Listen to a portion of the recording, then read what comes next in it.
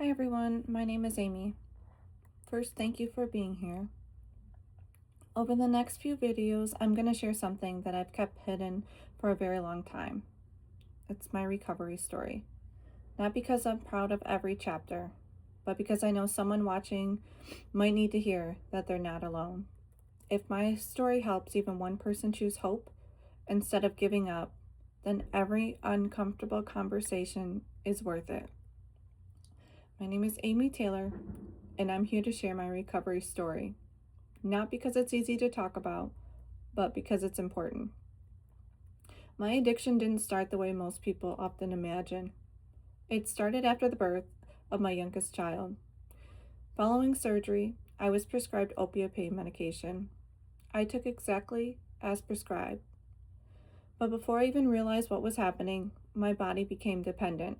If I didn't have it, I got violently sick, aches, nausea, and irritability, and I couldn't function. Getting through the day became impossible without it. Very quickly, my life began to revolve around two things: finding the money to pay for the pills and finding the time to get them. I missed events. I was late to everything. I planned my life around making sure I could fix myself just enough to function. Bills fell behind. Rent went unpaid.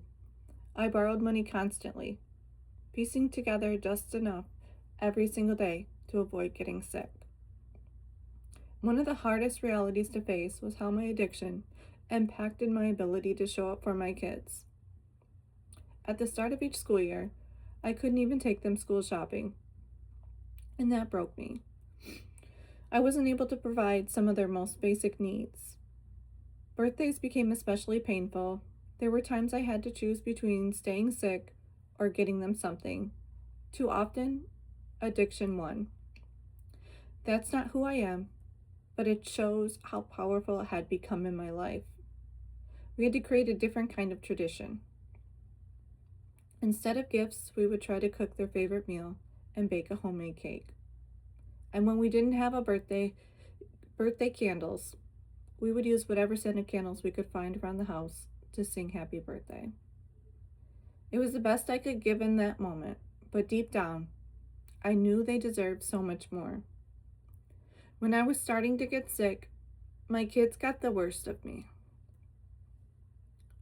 I had no patience, I was irritable, and I couldn't control it, no matter how much I wanted to. I wasn't the mom I had always envisioned being. I wasn't even close. That realization hurt deeply because I knew who I was at my core, and this wasn't it. Addiction had changed how I showed up in the moments that mattered the most, and the weight of that stayed with me.